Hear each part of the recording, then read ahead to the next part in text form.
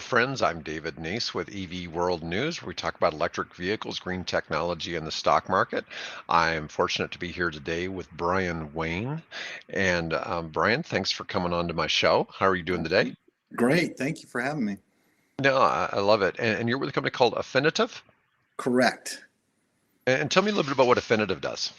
Well, we do a little bit of everything, but primarily we supply marketing and software solutions, SaaS solutions for retailers. We do a lot of work with OEMs as well to provide not only the marketing solutions for, let's say, ongoing service retention, things like that, but even just to generate sales and to continue to keep your customers engaged through the life cycle of vehicle ownership from the time that they purchase to the time of their next purchase, so to speak. So And when you say retail, you're specifically talking about auto dealers, correct.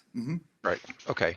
And so one of the things, and you're obviously coming on EV World News. We're here to talk about electric vehicles and how that impact plays out and is going to play out in the greater market. And we were just talking a little bit about, some of the things we consider, like I see a lot of things I consider to be misconceptions. And I'm sure that auto dealers have a lot of the same misconceptions that I see in the, general public. There's just so many things that kind of go on. But for starters, what are you guys seeing as far as growth in the EV field with the auto dealers and how that's affecting things? Yeah, I think it's been pretty interesting, and the whole EV landscape to me is, and I think you and I kind of talked a little bit about it. It's just very interesting in itself. But I believe that there was much more anticipation that the shift would be a lot faster and greater.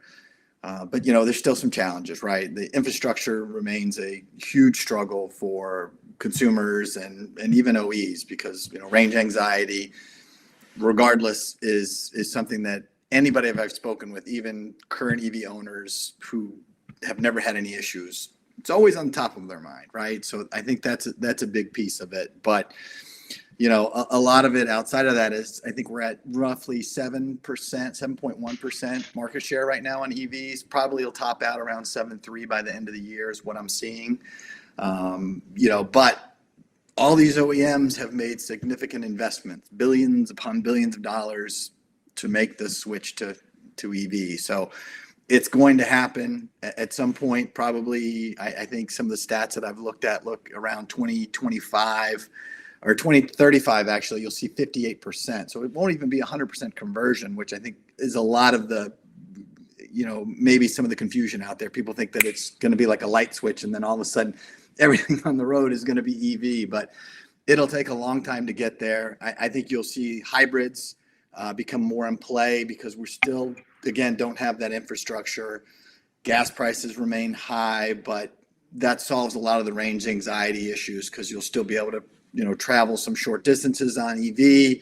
And then at the point that you start running low, you shift over to your ICE engine and you can still continue on your journey without too much fear. So, I do think that those are some of the things that we're going to see.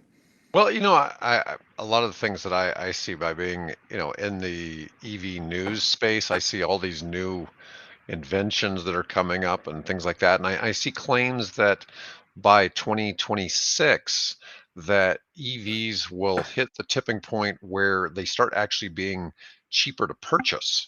And that will be a big piece because the batteries and you may have seen this news about the giga casting that Tesla's doing, where they're going Yeah, to bring down the cost of making the frame.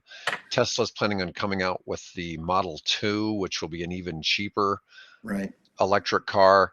And I think you're going to see some big changes. One of the things that's interesting is we were talking about this, Tesla has a different model than the other car manufacturers. And that's been kind of interesting to see how they've been able to bring their cars to market without the franchise dealers. What are your thoughts on that? Well, obviously that's a huge shift for certainly for the well-established OEMs and the retailer networks that are out there because they've had 100+ years of being in business together, and now you have this disruptor, if you will, in Tesla that's come to market and sells direct to consumers and all company owned, so they don't have, outside franchisees, so to speak, even as service locations. So it's a completely different dynamic, and obviously you need to look at it from a competitive standpoint. So how do the OEs then get into this space and be able to stay as competitive as, let's say, a Tesla, when there's these other layers that are involved? So that's something that ultimately I don't see the retailer setup going away anytime soon. And so I still think that will be the viable way that the current OE network continues to do business going forward, unless there's something drastic that just requires something that's a little bit more, of a big move to sidestep what's going on currently. I just can't imagine that the current, way that Ford and Toyota and all them with the way they've been doing business, why that should be any worse than, Tesla's just a different company. They're trying something different. That doesn't mean it's necessarily. I think there's a lot of things that Tesla definitely does better. I mean, their charging network's definitely better. Your experience uh, as a Tesla owner is different than it is for other EV brands, especially in the United States, where our charging infrastructure on the road is weaker than in Europe and in other parts of the world. We lag behind there. Yep. And, as one of the things I keep kind of telling people in this industry is the United States and the big three have to figure out how to catch up, not just to Tesla, but to the Chinese. Because otherwise, what's going to happen is the big three are going to be out of business in 10 years. And you're just going to, the only US company that will be Tesla. And then you'll still have, several of your Japanese and others, but companies like BYD and NEO, who are not household names to most people, are going to be the big players. Obviously BYD is the biggest, and you're going to see some big changes. Yeah, definitely. But there's a lot of smart people at the OEs. And so I still think that they will figure out a way.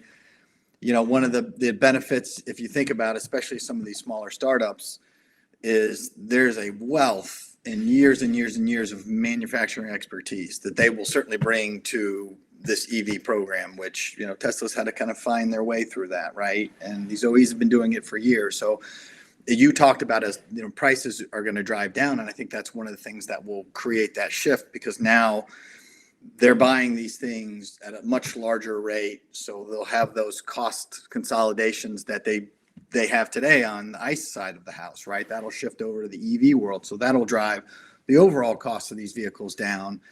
Then you couple that as you team up with these battery companies, which a lot of the OEs are doing, and then bring their technology, their IP in-house with the manufacturing expertise that the OEs have.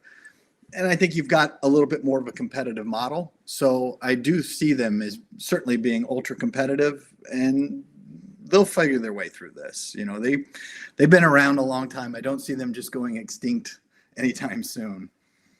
So what do you think the difference, and this is like an end consumer, what is the difference between an EV consumer and a non-EV consumer that you see at this point? At this point, definitely think the lines are starting to blur a little bit more. But obviously, it tends to be more affluent, under 45 years of age. So it's still in that lower, younger generation. The older generation, like anything, when it's technology based, there's a little bit more of a lag to adapt to it. They're more affluent, around over $100,000 plus, annual income. And they're all urban or suburban. So, that's obviously, as we get into that range anxiety, you're not looking at somebody who's in a rural area that has a very long commute one way or the other, where, currently these EVs just don't make sense for them. So, or charging stations for that matter. So I think, you'll see that as being the case, but I do see that there's a huge amount of what we call intenders. And these are the people who, although are currently in an ICE vehicle, they do intend within the next 24 months to buy an EV. Now, a lot of that is going to be relative to what's going on in the economy, the gas prices. So as they continue to go up, as they have been, obviously that probably pushes the timeline a lot sooner for some of these folks. But at the same point in time, I think we had this huge rush I guess we did this once, kind of surveyed consumers back in 2021. And at that time, gas prices were high. And then all of a sudden they dropped way down and completely changed the direction of, what the buying public was looking for. So I think that a lot of that and those economic factors will obviously, kind of work their way into it. But as these people continue to look, as these OEs and as you mentioned, some of these newer brands kind of come into the marketplace, VinFast is another one that now you're offering all these additional choices. I think people are going to start looking at it. So they will start gravitating to that as their next vehicle, or at least one of the two vehicles in their house. So that way they maintain an ICE in case they're taking any long trips. And then for their typical day-to-day commutes, they'll enjoy, driving around in an EV. One of my personal things, and in 10 years, I envision these things called personal grids or micro grids, different things. But more people are going to have their own power generation at home, whether, solar or wind. It's Right. most likely to be solar. And I've had other people I've interviewed on here that are doing bidirectional chargings. You sell your excess solar power to the Right. grid, but you charge your vehicles, and then at night, you run your house off of your electric vehicles. Right. And people don't realize these are enormous batteries that could run your house for like 3 days off of the battery, but you're going to be recharging it during the day anyways. But anyways, then you power the house at night, and especially let's say you live in California where they have the price of electricity is different depending on the time of day, but you're going to be powering from the car during their peak times. So you're going to avoid their peak times. You're going to save the grid from needing that excess energy, and people are then going to be, they're not going to be so. I think people are going to be so less concerned. We're going to start seeing a low range car having 400 miles. Currently, a high range EV is 400 miles, and you're going to see that being kind of on the low end, probably. I think Right. then we're talking 10 years, and the high range ones are probably going to be like 1,200 miles. And Right. so people aren't going to be so worried. It's like, well, I could drive halfway across the country without having to charge, so that's not Right. really such a big issue. But it is interesting to see how that's changing up. I live in the Midwest. I live in Nebraska, and we haven't seen widespread adoption of EVs here. When I talk to people, most of them still have all these misconceptions about what's going on in the industry. But the thing is, too, you look at the prices of most of them want SUVs. And if Mm-hmm. you look at the prices of SUVs, well, they're not cheap, and we don't have a Tesla dealer here, okay, or we don't have a Tesla location here. So the Yeah. vehicles that are being offered, aren't the same. Although you see a lot of them driving around here, a lot of people order them anyways, and you, Sure. you do have a lot of those vehicles here. What are your thoughts as far as what you've been seeing on affordability and fuel and maintenance? Well, there's no question, the federal tax credits definitely when you apply that, and I think that's one of the things that retailers today could use to help educate those consumers, because that's obviously one of the biggest things. When you look at the price, you're like, well, that's just way too much money to spend on something that I'm not even that confident in. But then when you break in the federal tax credits and you put it all out there, and then you look at maybe 5-year cost of ownership based off maintenance and whatnot, the EV play in a lot of cases can be a much cheaper option. So I think it's, as we discussed a little earlier, those prices are going to continue to come down. Now, as long as those tax credits, I think, stay available, at least in the near term, as those prices come down, it will continue to drive that adoption because those people will recognize that as a better value long term, as far as, and even we don't really know what that long range age of those vehicles are, right? We know over time the batteries degrade. They don't hold the charge the same as they used to. You get into similar as your cell phone, right? You don't want to charge past 80. You don't want to run it down past 20, but it's not always easy to live within those ranges, and it's just not convenient for a lot of folks. So as those batteries continue to go down over time, what is the life cycle? Is it 8 years? Is it 10 years? Is there a way to just replace cells in the battery, to maintain that life longer? Or is it 10 grand, 15 grand, and I got to replace the whole pack and start all over again? Well, I'll tell you that as far as I know, the EV companies aren't doing like Apple, making it so your battery starts failing after 2 years. Where they're doing it in the software, you know, Right, so that's not an EV feature. I think that's part of where people get a little bit of the range anxiety, or they think the batteries are going to wear out, is because they don't realize how much the phone manufacturers actually have done this planned obsolescence of your phone. right, And so I've seen some reports that are saying that or battery degradation is about 10% every 100,000 miles. And most people don't drive a car 200,000 miles and keep right, it that long. And so if you're still only talking about a 20% degradation over 200,000 miles, that's not really that serious of an issue. And even then, people talk about what's going to happen to those batteries. They can be used for energy storage for other purposes. They don't necessarily have to go to recycling or any of that. There's still uses for that, because there's going to be big uses for storing renewable energy, because one of the problems we have with solar and wind is there's a time mismatch as to when peak generation is versus when peak usage is already. This is one thing, and this I know isn't probably part of your normal talk, but as living in a home versus living in an apartment is a big difference. And this is one thing that's hard, I think, to see people getting that are renters getting major adoption of EVs. In the United States, about half of people rent. So I think you're always going to have some issues with that. And that's a place where probably hybrids make way more sense, is for people who rent. And that's something that people talk about. We want everything to be EV by 2035, and trying, all these countries are trying to mandate that.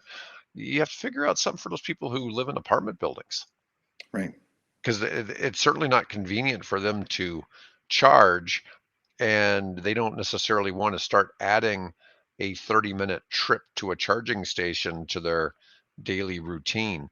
right. And currently, most of your adoption of vehicles has been that. I think one of the number one reasons why people actually trade in an EV is simply because of the fact that they have a housing mismatch, and it's not so much the other. I've noticed in California, because of the extensive California rebates, there's a lot of EV only used car dealers. And because you can get part of the federal rebate, plus you get a big state rebate, and you Right. can start getting some nice used EVs for less than $20,000.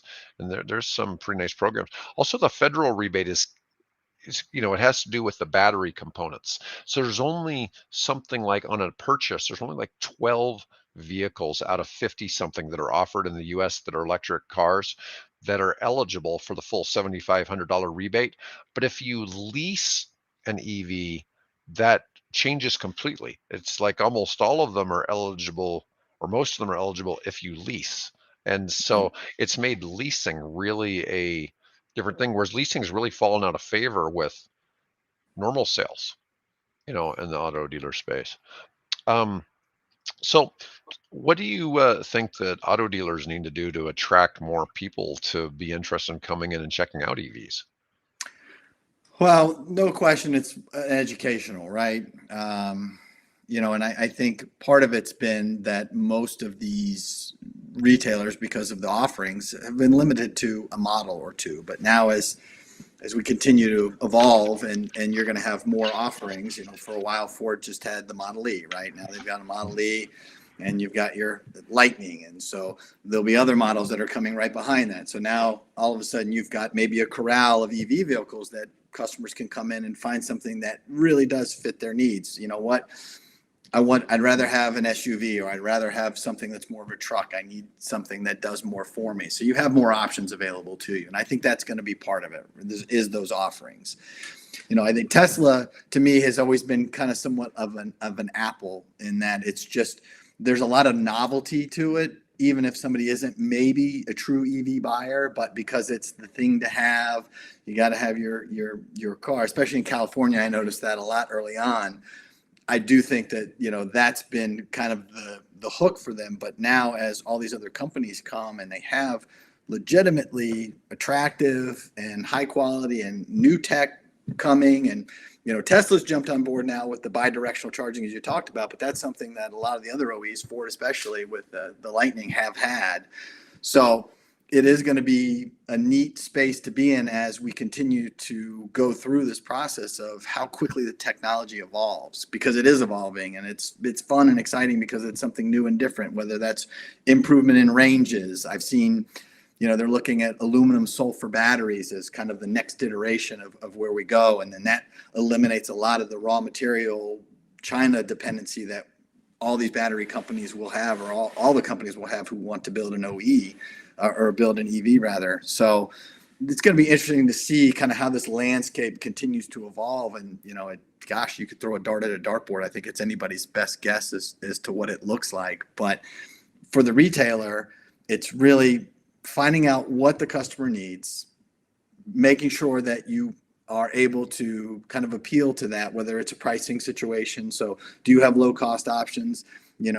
Are your teams fully knowledgeable of how those tax credits work, how best to apply them? Before you couldn't apply them, not in all states. I think at the time of the deal, it was something that you bought the vehicle and then you sent away for it, and then you kind of got that. Now, I think within 2023 or it's the start of next year, you're able to start applying that into the deals as you're writing them up. So does make it a lot more attractive for a consumer because they do automatically get to take advantage of that right at the time that they sign the contract for the vehicle. So those things will definitely help.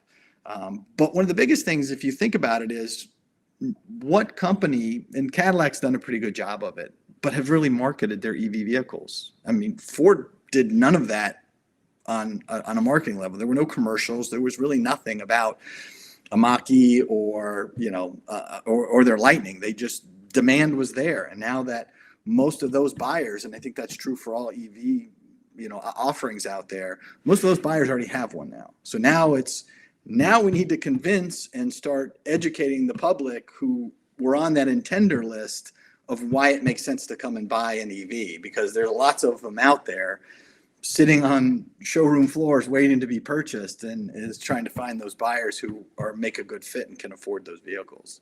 I think one of our problems here, particularly in the US, is we have our politics are very black and white. There's no gray in between. You can't be Yeah, in the middle. You either have to be extreme this or extreme that.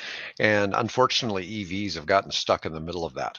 And uh, whether I feel, if you compare like Air Forces in 1935 were flying biplanes, and in right. 1945 they're flying jets. Well, what's going to happen is the ice planes are going to be the biplanes in 1945, and the Right. EVs are going to be jets in 10 years. And I'm fearful for certain things in the industry. One thing is in the auto dealer, so these franchises, Sure. they make money off of selling new cars, but they make more money off of selling used cars. The other thing is service. Hmm. So what's going to happen? What do you see the future for these dealers in the service as ICE vehicles slowly dwindle off? Yeah, the ones that we talk to recognize that the habits of that consumer are going to be different.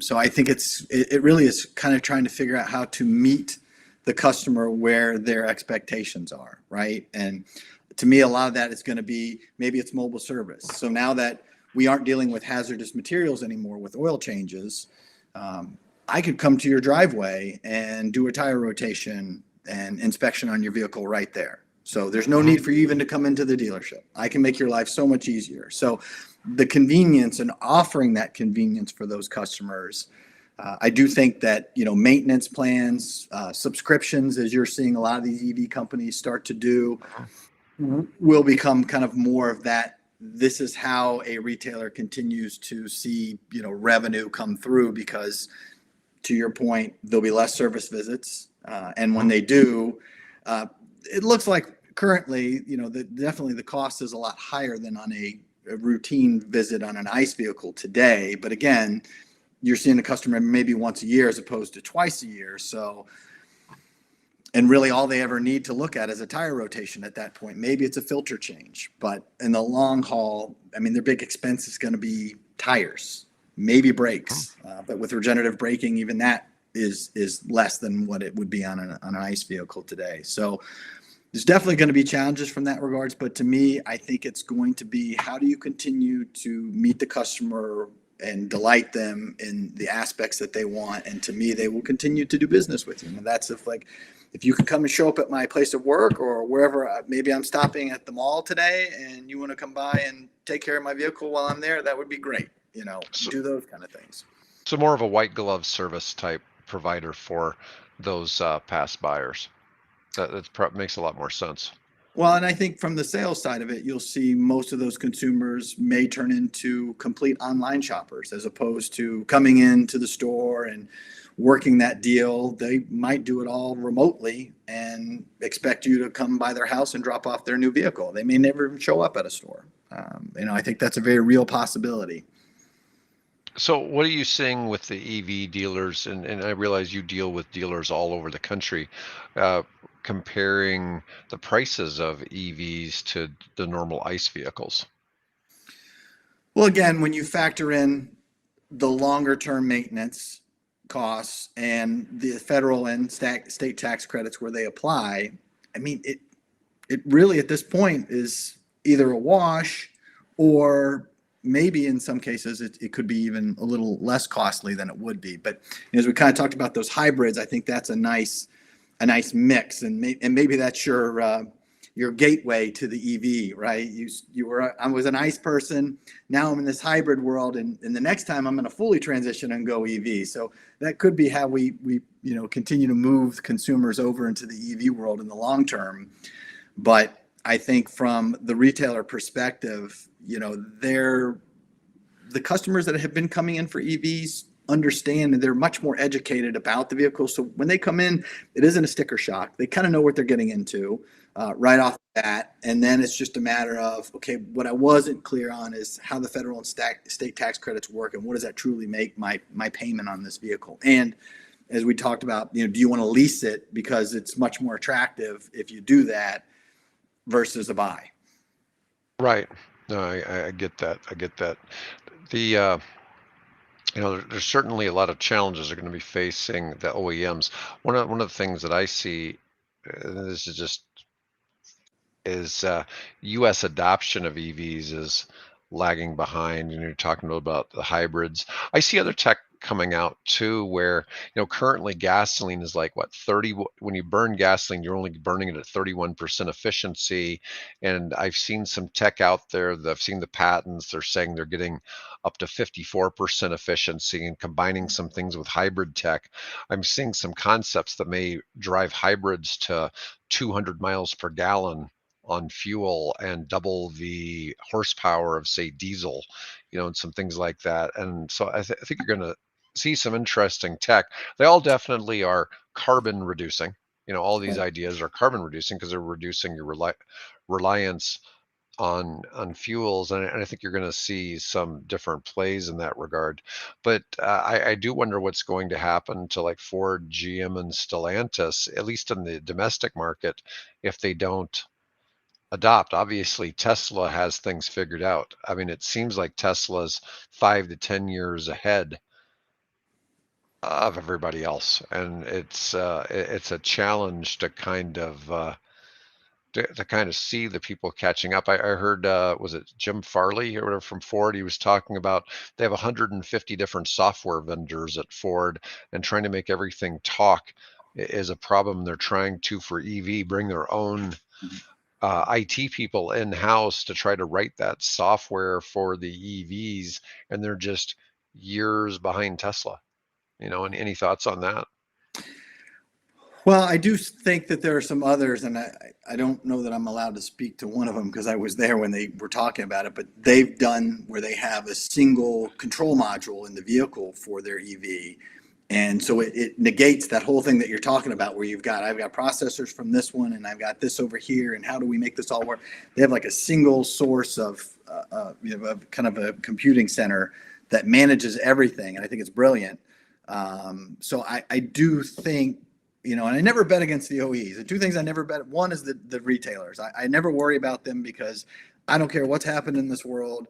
They have always found a way to continue to make money, and be more profitable than they were the year before. I mean, they're masters at it, and I think they always will be. So I don't worry about them, but I also think, the OEs, although they have to move slower because they're just such larger beasts, I do think that they are, for the most part, figuring this out, right? And the other thing we haven't really talked about is, as this continues to go on, there'll be a lot of mergers. Some of these smaller EVs, maybe it's a Rivian, maybe it's somebody else, will end up probably getting bought out by a much larger, maybe it's a Stellantis, maybe it's a GM, right? Hmm. So there'll probably be fewer EV companies, 10 years from now than there are today, and there'll probably be a larger conglomerate of sorts. But so I think that, if you get to that position where we just aren't adapting fast enough as a company, well, can we go buy them and just take all their intelligence and figure out how to use our mass manufacturing production facilities and turn something into a profitable vehicle?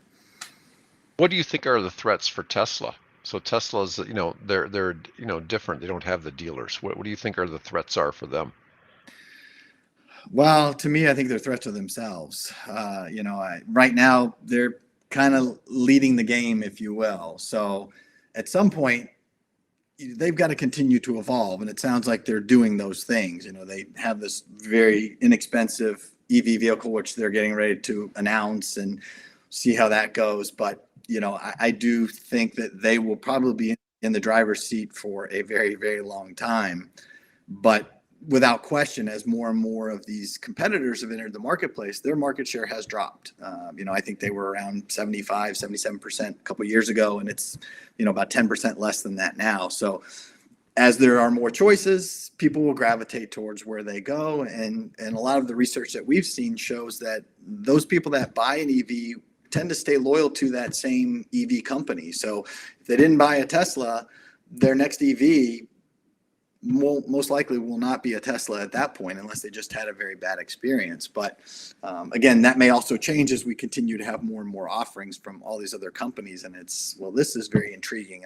I'd like to see what this is like. So it's going to be a very dynamic, changing landscape, and it's going to be interesting. But I don't think that Tesla's biggest enemy is probably going to be themselves. They've already done the hard stuff, right? They've already figured out how to operate in these states without having to have franchises and franchise agreements, and that was arguably their biggest hurdle. And so once they've gone through that, now it's just a matter of continuing to delight customers and provide great products. And if they can do that, they have nothing to really worry about it for a long time. You're probably aware that for Chevy, the Bolt is the one vehicle that has gotten the most people, or for GM, to convert to GM from another brand, and that they've really ever had. And it's really been interesting to see that it has been an EV that's done that. I think one of the things is in kind of the more affordable sector, and not that the Model 3 is really terribly affordable from Tesla. That's where they're hoping to address it with that Model 2. But the Bolt just isn't that attractive of a vehicle. And so it's tough to kind of fit some of that in there. And I've looked at some other things, like there's a new Nissan that's called the 20-23 that looks kind of like a Porsche 911, that's going to be a nice, probably inexpensive little sport car that it's probably not going to be replacing like the 350Z or something like that. It's probably going to be, I'm betting it's going to be just a really inexpensive car that's going to have fancier features that, Right. I'm just saying, you've got to have some things that give a little bit of flash. I mean, like the Mach E and the Lightning, I mean, they're nice, but they certainly they went to cater to that high-end market. And so that's one of the things in the US that I don't think there's been a real good job of catering the lower end market. The other thing too, I'm a big guy. Okay. I need a larger vehicle. And so the idea of driving like, a BYD or a Neo, one of their small cars isn't very appealing to me. And Right. I don't know how big the VinFast SUV is, or crossover, that they brought to California. Do you know, is VinFast doing dealers, or are they selling direct, or what are they doing? Right now, they're selling direct. I don't think they've started to look at a franchise model. So I've seen, I was out in Orange County, and there's a big Irvine Spectrum Mall there, and they have a location there where you can come in and see and order and pick a vehicle out. And they have a couple models. There are two models that they both have, are both there, and they look great, and they're not that expensive. And so, if they have quality and can deliver as promised, they very well may have a future. So it's just it's fun to see, the great part about the competition is it just pushes everybody else up, right? Rising tide floats all boats. So I think as these companies come out and new technology is introduced, it'll be adopted by others, and other people will figure out ways to improve upon it. And you're just going to continue to see, I think, a huge transition in this technology over the next 5-10 years. VinFast doesn't really have a good reputation for quality, but if you look at all the manufacturers in the United States, Tesla has the most, issues per 100 buyers or whatever by Right. far Right. of companies that make cars in the United States, but they're usually just real little things like how body panels fit Right. or different things. There's been issues on the build quality just isn't quite the same. What do you think are going to be the hot markets for EVs in the coming years? Well, for the most part, typically what you see is the consumer, whatever type of vehicle they're in today, they tend to transition into everything seems to be SUV right now. So whether it's a small SUV or larger SUV, that is almost where every customer transitions, or whatever they're in, they want the next size up in that vehicle. So if they're in a mid-size vehicle today, first choice would be an SUV. Second choice would be a larger size vehicle. With the exception of when you get to sports cars, then that's all bets are off. But Right. typically, it's going to be that small mid SUV range is where I think you're going to see most of that market go right now. I think VinFast was smart to come into the US with a crossover. I mean, worldwide, the Tesla Model Y is the best-selling vehicle. Right. And, being a crossover, I think that was probably a good choice to pick. This is a mistake where Lucid came in and decided they were just going to make cars, and now they're pivoting and they're going to try to have an SUV out next year. But Right. I think hopefully that wasn't too late for them. They claim they have the cash to sustain their mistake, but it's interesting kind of to see that. Well, also in the EU, I've seen people trying to push for making laws that you outlawing the sale of SUVs in the EU. And I don't think that's going to get a lot of traction. But their whole thing is everybody needs to be in small EVs, so we have the least impact possible. And Right. what a lot of people would like to see is the transition from cars back to buses, and trains, and which is kind of fascinating. And you and I both know that's not happening in the United States. You No, not know, anytime soon. That's for sure. no. And but that a lot of these other cultures, those other forms of transportation are much more widely used. Right. And so some of them would like to see that. And I find that kind of fascinating. It's like, well, the US, you got people like Ford who basically got rid of cars, to only do SUVs and trucks. And Right. and you see that here. Then in the EU, they're trying to say that the governments need to force the car manufacturers to stop producing Right. SUVs Yeah. Yeah. because Exactly. it's just the wrong direction. But anyways, is there anything else you'd like to add today, Brian? No, it's just like I said, it's a very fascinating space, and it's going to evolve. And I think a lot of the stuff that we've talked about, we could play this back in a couple of years, and it's going to be completely different than what you and I talked about. And obviously, we look to the future. I think the next evolution probably comes down to hydrogen. Europe Mhm, has already invested heavily into that technology. I think BMW and Mercedes especially. mhm. So that seems like it's much more viable, and obviously from a raw materials, critical minerals standpoint, it's less impactful. So but that's still 30 years away, I think, before we see anything like that happening. But who knows? Necessity could negate it and have it come sooner rather than later. But it will be interesting to see, this point, like 5 years from now, what is the market share? Who's got the best game? Are there any of these large OEs that are uncompetitive? Maybe it has to do with what's going on with the unions and that whole deal, does that take them out of being able to offer a good low cost EV vehicle into the marketplace? It's a lot that's undecided. We'll consider this. So 10 years from now, let's say that half of all cars are pure electric vehicles. Okay, worldwide, not just in the Yeah. United States. And then of the other ones, let's say that you now have 150 mile per gallon range on EVs because of different, or not on EVs, I'm sorry, on hybrids Yep. based on the different technologies. So what happens is all of a sudden your use of gasoline for cars has gone down, let's say by 80%. Well, how does that affect the price of gas? Right. So if your average price of gas right now in the United States is about three and a half, $4, probably $4 a gallon right now. And a lot of that is taxes, but a lot of it is the oil itself. But if all of a sudden that's a dollar and a half or $1.70 like it was about 3 years ago here in the United States, or even less, it might only be a dollar. So let's say you're talking a dollar gas, then you're seeing different uses. Obviously, gas is still used in plastics and all these other things. So you're never completely getting away from having fossil fuels in some way. Well, And it's the other used in thing is, battery production too. Don't forget. yeah, well, but there's some things like jets. Right. Jets don't. To have propulsion, you have to have a gas.